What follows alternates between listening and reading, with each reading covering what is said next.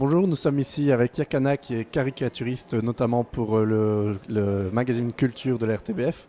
Et donc on va parler aujourd'hui du rôle de la caricature dans les médias. Donc voilà, est-ce que vous pourrez me dire selon vous quelle est la plus-value que peut apporter la caricature dans les médias traditionnels comme la RTBF par exemple? Je suis pas très.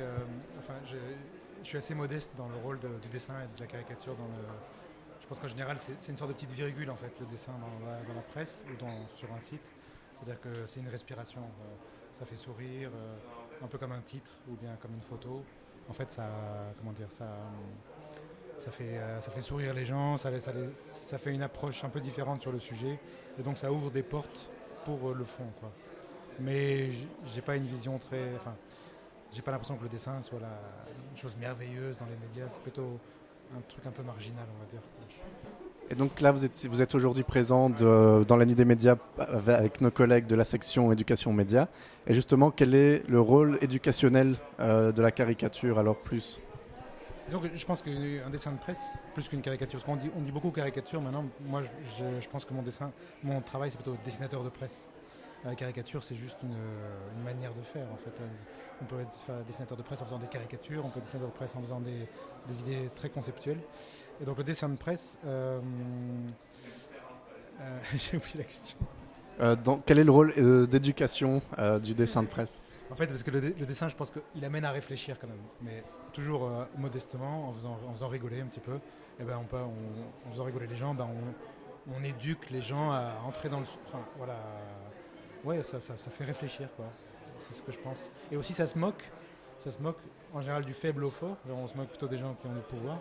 Et donc, ça fait sourire aussi les gens parce qu'il y a un petit côté complice, parfois, entre le dessinateur et le lecteur, quoi. Il y a une connivence, on va dire, qui peut s'établir. Voilà. Et donc vous dites que vous vous moquez un peu d'efforts. Quelles sont les limites que vous vous donnez vous-même personnellement? Disons que je ne sais pas s'il faut placer ça en termes de limites personnelles. Je pense que c'est plutôt dans quel média vous travaillez. C'est-à-dire, si je travaille pour un média satirique, ce que je fais pour un journal mensuel qui est à Marseille, en fait là, c'est pas qu'il n'y a pas de limites, il y a des limites, mais on est vraiment dans la satire, quoi. Donc, on attaque les puissants, on attaque les hommes politiques, les hommes d'affaires. Là, c'est Bernard Tapie, les hommes politiques corrompus, il y en a plein dans la région là-bas. Voilà, donc là, il n'y a pas de.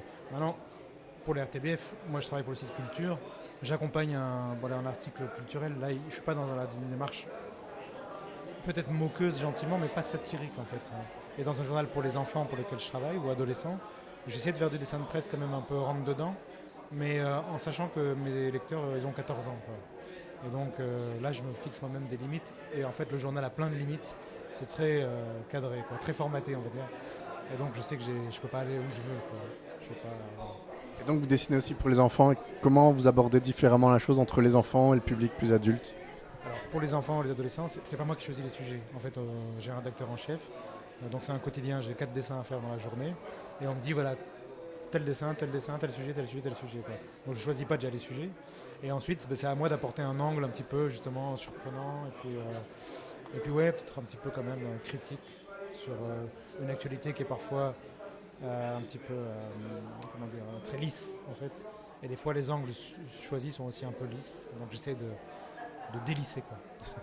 Et vous pensez que justement le dessin c'est peut-être plus attractif pour les jeunes et du coup ça permet qu'ils s'intéressent plus facilement à la politique ou à l'actualité? En fait, paradoxalement, non, hein. Parce que le dessin, c'est plutôt un truc de. Justement, il a intérêt à faire un sacré coup de. Enfin, disons que la tradition du dessin de presse, c'est vraiment. C'est vieux, en fait. C'est pas jeune, c'est vieux. Et je me place moi-même, enfin, j'ai 45 ans, hein. J'ai discuté justement après l'affaire Charlie Hebdo avec des jeunes de 15 ans. Ils n'étaient pas du tout dans cette culture-là du dessin, quoi. Peut-être des marionnettes qui sont animées sur une chaîne de télé, mais pas du dessin fixe dans un journal. Ils lisent pas les journaux et ils lisent pas les dessins de presse, quoi. Donc ça pourrait être un bon outil, mais qui pour l'instant n'est pas fait pour les jeunes, en fait, hein. Ouais. Et comment vous pourriez justement l'adapter aux jeunes? Eh ben, une bonne idée, ce serait justement c'est un truc que j'ai réfléchi depuis longtemps, c'est de faire des animations sur Internet, par exemple du dessin de presse, mais en micro dessin animé, quoi, avec de la voix, avec un truc pas ambitieux, enfin pas Walt Disney, hein, un truc avec des méthodes assez cheap, mais qui permettrait justement de dire ah voilà ça bouge, etc. Ou alors intervenir dans des chats, par exemple, sur la politique ou sur l'information, et qui permettent d'animer, de faire du dessin en direct. Moi, je fais de plus en plus de dessins en direct aussi, dans des conférences. Et ça, je vois par contre que ça a un fort potentiel, quoi.